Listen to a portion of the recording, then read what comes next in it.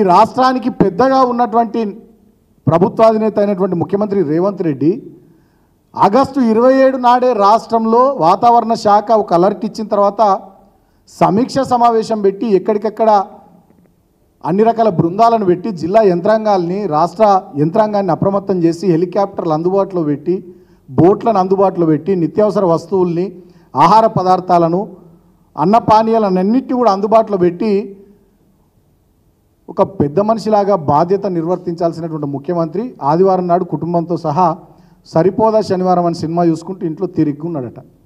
దాని ఫలితం ఏంది?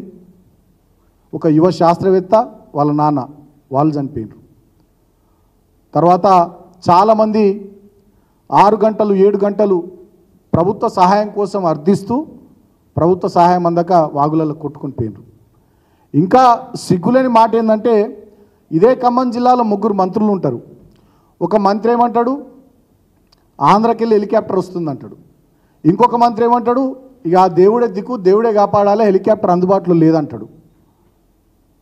గతంలో కూడా మా ప్రభుత్వం ఉన్నటువంటి సందర్భంలో బోరంచలో భూపాలపల్లి జిల్లాలో ఇట్లనే కొంతమంది చిక్కుకొని పోతే ఆనాడు కేసీఆర్ గారు ముఖ్యమంత్రి హెలికాప్టర్ పంపించి వాళ్ళని కాపాడారు.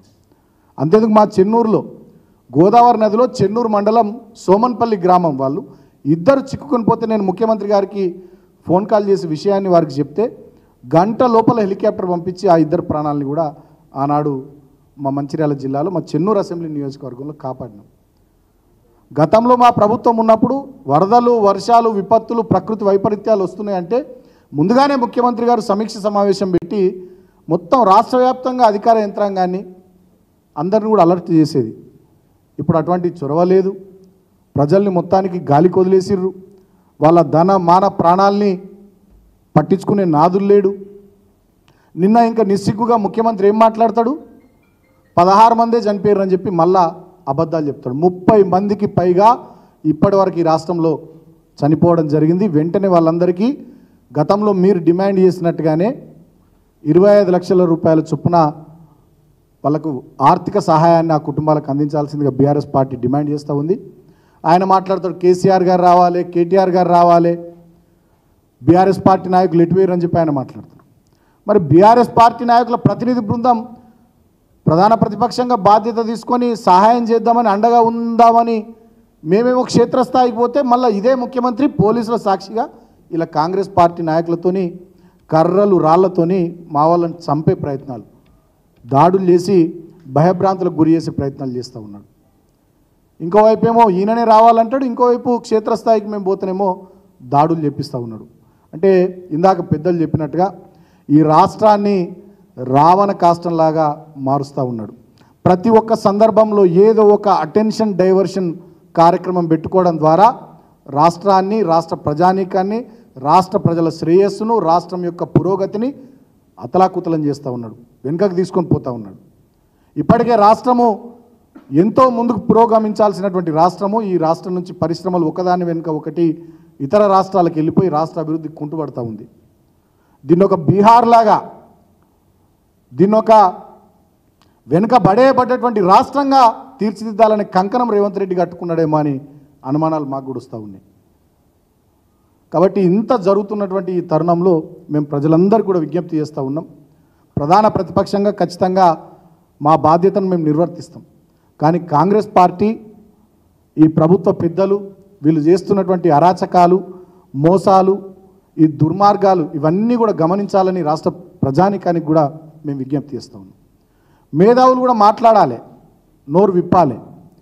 ఇవాళ మా బీఆర్ఎస్ పార్టీ ప్రతినిధుల బృందం మీద దాడి జరిగితే ఇప్పటిదాకా నేను చూస్తున్న సోషల్ మీడియా కానీ మీడియాలో కానీ ఎవరైనా స్పందిస్తారేమో అనుకుంటే ఒక్క మేధావి కూడా ఖండన స్టేట్మెంట్ ఇప్పటిదాకా లేదు. మరి మేధావి వర్గం ఎందుకు నోళ్ళు తెరుస్తలేరు? కోదండరామ్ గారు ఎటు వేయరు, ఆకునూరు మురళి గారు ఎటు వేయరు, ప్రొఫెసర్ నాగేశ్వర్ గారు ఎటు వేయరు, ఆనాడు ప్రతిదానికి స్పందించేటటువంటి చాలామంది వాళ్ళు మరి వాళ్ళ ఎటు వేయరు? వాళ్ళంతా మేము కూడా అడుగుతూ ఉన్నాం. మరి ప్రజాస్వామ్యానికి ఇటువంటిది మంచిది కాదు. ఖచ్చితంగా రాష్ట్ర ప్రజలు అన్ని విషయాలు కూడా గమనిస్తూ ఉన్నారు. రేవంత్ రెడ్డి గారు మీ పద్ధతి మార్చుకోండి. ఇదే ధోరణితో మీరు ముందుకు పోతామనుకుంటే డెఫినెట్గా మీకు ఖచ్చితంగా భంగపాటు తప్పదు. ఈ 3 రోజులుగా రాష్ట్రంలో పరిస్థితి చూస్తూ ఉంటే మాకు అర్థమవుతున్నది ఏంటంటే రోమ్ నగరం తగలబడిపోతుంటే నీరో చక్రవర్తి ఫిడేలు వాయించుకుంటూ ఎట్లా కూర్చున్నాడో ఇవాళ ఈ తెలంగాణ రాష్ట్రం వర్షాలు వరదలు ప్రకృతి వైపరీత్యాలతో అతలాకుతలమై ప్రజల యొక్క ప్రాణాలు గాల్లో కలిసిపోతూ ఉంటే విపరీతమైన పంట నష్టం జరుగుతూ ఉంటే ఆస్తి నష్టం జరుగుతూ ఉంటే రేవంత్ రెడ్డి అనేటటువంటి వ్యక్తికి చీమ గుట్టినట్టయినా లేదు. నిన్న ఆయన ఖమ్మం జిల్లాలో పర్యటన అదేమన్నా ఎన్నికల ప్రచారమా? నాకు అర్థం కాదు. కాంగ్రెస్ పార్టీ కండువాలు వేసుకొని కాంగ్రెస్ పార్టీకి చెందినటువంటి ఒక ఓపెన్ టాప్ ప్రచార రథం జీప్లో చేతులు ఊపుకుంటూ పోతున్నారు. ఎవరైనా ప్రజలకు ఆపద వచ్చినప్పుడు ఇబ్బంది వచ్చినప్పుడు ప్రజల దగ్గరికి పోవాల్సినటువంటి పద్ధతి ఏముంటుంది? మీరు చేసినటువంటి పద్ధతి ఏంది? కాబట్టి మేము ఒకటే విషయం ఇవాళ రాష్ట్ర ప్రభుత్వాన్ని డెఫినెట్గా మేము డిమాండ్ చేస్తూ ఉన్నాం. ఇవాళ ఖమ్మం జిల్లాలో జరిగినటువంటి దాడి ఇది దాడి కాదు, మా వాళ్ళని చంపే కుట్ర జరిగింది, హత్యా ప్రయత్నం జరిగింది. ఖచ్చితంగా దీని వెనుక ఎవరో కాదు రేవంత్ రెడ్డే ఉన్నాడు. రేవంత్ రెడ్డి డైరెక్షన్ మేరకే ఇవాళ బీఆర్ఎస్ పార్టీ ప్రజాప్రతినిధులు సీనియర్ నాయకుల బృందం మీద దాడి జరిగింది. తెలంగాణ ప్రజానీకం దీన్ని గమనించాలని కోరుతా ఉన్నా. తెలంగాణలో బుద్ధిజీవులు మేధావులు అందరూ కూడా మీ గలం విప్పాలని మీ నోర్లు విప్పాలని కోరుతా ఉన్నా. ఇది ప్రజాస్వామ్యం.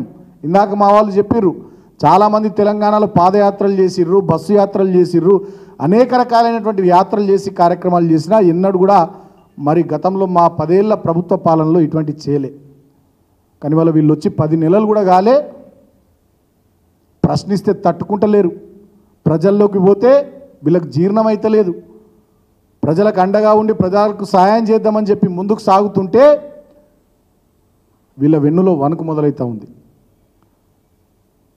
ఇప్పటికైనా ఇటువంటి నియంతృత్వ పోకడలు విడనాడాలే.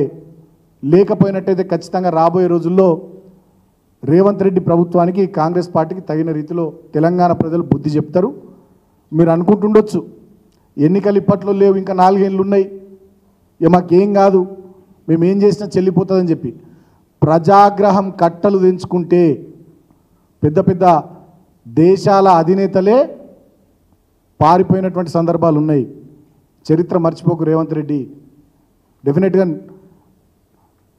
నీకు అవకాశం వచ్చింది ప్రజలకు పనిచేయమని, అంతేగాని ప్రతిపక్షాలను దాడులతోని అణిచివేసి భయభ్రాంతులకు గురి చేసి ఒక రాక్షస పాలన నియంతృత్వ పాలనను తెలంగాణలో నువ్వు నడిపిస్తా అనుకుంటే ఈ చైతన్యవంతమైనటువంటి తెలంగాణ సమాజం చూస్తూ ఊరుకోదు.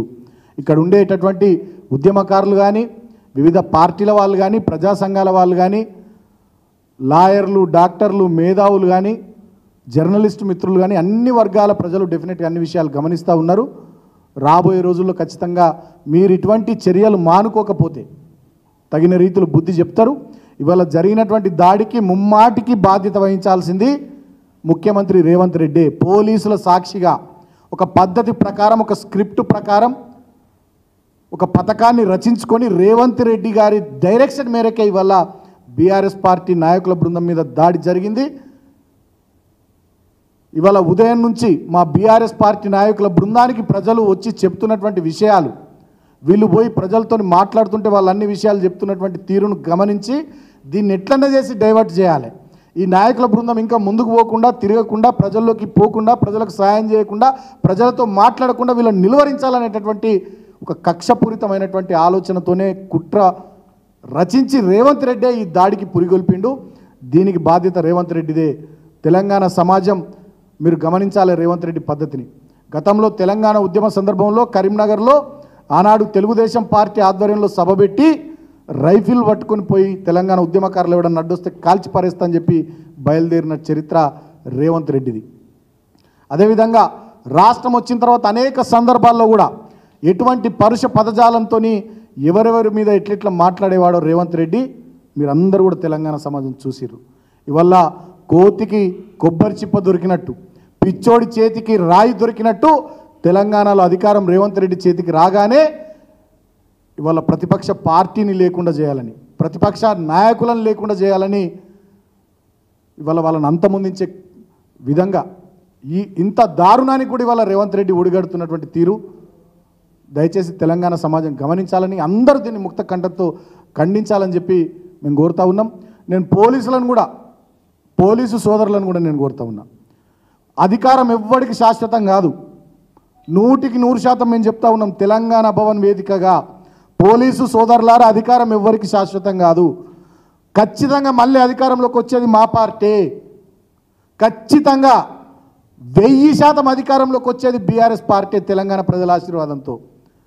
ఇవాళ మీరు ప్రభుత్వానికి వత్తాసు పలుకుతూ, ప్రభుత్వ పెద్దల అడుగులకు మడుగులొత్తుతూ మీరు ఇష్టారాజ్యంగా ప్రవర్తిస్తే, నేను అందరిని అంటలేను, కొద్ది మందిని అంటున్నా, మీరు ఇష్టారాజ్యంగా ప్రవర్తిస్తే ఖచ్చితంగా మా ప్రభుత్వం వచ్చిన తర్వాత డెఫినెట్గా దానికి తగిన రీతిలో ఒంటెద్దు పోకడలు పోతున్నటువంటి వాళ్ళు, మరి వన్ సైడ్గా బయాస్డ్గా పనిచేస్తున్నటువంటి వాళ్ళ విషయంలో కూడా మేము కూడా డెఫినెట్గా కఠినమైనటువంటి చర్యలు తీసుకుంటామని చెప్పి సందర్భంగా నేను పోలీస్ సోదరులకు కూడా తెలియజేస్తూ, మీరు పారదర్శకంగా వ్యవహరించండి, ప్రజాస్వామ్యయుతంగా వ్యవహరించండి, రాజ్యాంగానికి లోబడి వ్యవహరించండి.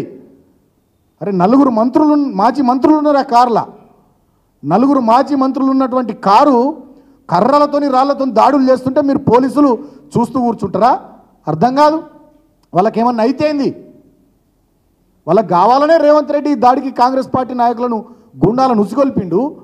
ఇవాళ మా ఎమ్మెల్యేలు, మాజీ ఎమ్మెల్యేలు, మాజీ మంత్రులు వాళ్ళు చనిపోతే, వాళ్ళు తీవ్రంగా గాయపడితే పరిస్థితి ఏంది?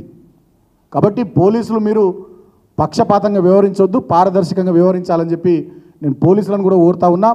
ఇది మొత్తంగా రేవంత్ రెడ్డి నాయకత్వంలో జరిగినటువంటి దాడి. ఖచ్చితంగా తెలంగాణ సమాజం ఇటువంటి దాడులు ఎన్నో చూసింది. ఆనాడు ఉమ్మడి ఆంధ్రప్రదేశ్ రాష్ట్రంలో అన్నిటిని ఎదుర్కొని మేము నిలబడ్డాం. భవిష్యత్తులో కూడా మేము తెలంగాణ ప్రజల కోసం పనిచేస్తాం, కష్టపడతాం. ఆపదలో వాళ్లకు అండగా ప్రధాన ప్రతిపక్షంగా మా బాధ్యత కేసీఆర్ గారి నాయకత్వంలో మేము నిర్వర్తిస్తాం. ఇటువంటి దాడులకు వెనుకడుగు వేసే ప్రసక్తే లేదని చెప్పి తెలంగాణ ప్రజల పక్షాన మేము ముందుకు సాగుతామని చెప్పి తెలియజేస్తూ, మరొకసారి మేము ఈ ప్రభుత్వాన్ని డిమాండ్ చేస్తూ ఉన్నాం. 30 మందికి పైగా ఈ వరదల్లో, ఈ ప్రకృతి వైపరీత్యం వల్ల మరణించారు. వాళ్ళ కుటుంబాలకు 25 లక్షల రూపాయల చొప్పున ఖచ్చితంగా ఆర్థిక సహాయాన్ని అందించాలి. పంట నష్టం కూడా విపరీతంగా జరిగింది. ఎకరానికి 30,000 పైచిలకు పంట నష్టాన్ని కూడా ఈ ప్రభుత్వం అందించాలి. రోడ్లు, బ్రిడ్జ్లు, చాలా ఇండ్లు అన్నీ కూడా డ్యామేజ్ అయినాయి. ఇమ్మీడియట్గా అదంతా పూర్తి స్థాయిలో అసెస్ చేసి తక్షణమే పునరావాస చర్యలు ఇమ్మీడియట్గా తీసుకోవాలి. ప్రభుత్వం ఇంకా దున్నపోతు మీద వానబడ్డట్టుగా వ్యవహరించొద్దు, ఇప్పటికైనా మేల్కోవాలని చెప్పి మేము ఈ ప్రభుత్వాన్ని డిమాండ్ చేస్తూ ఉన్నాం. ఈ ప్రభుత్వం మేల్కోకపోయినా మా బీఆర్ఎస్ పార్టీ కార్యకర్తలు, నాయకులు, మా ప్రజాప్రతినిధులు మా వంతుగా మా ప్రయత్నాన్ని మేము ప్రజల కోసం చేస్తాం. Thank you.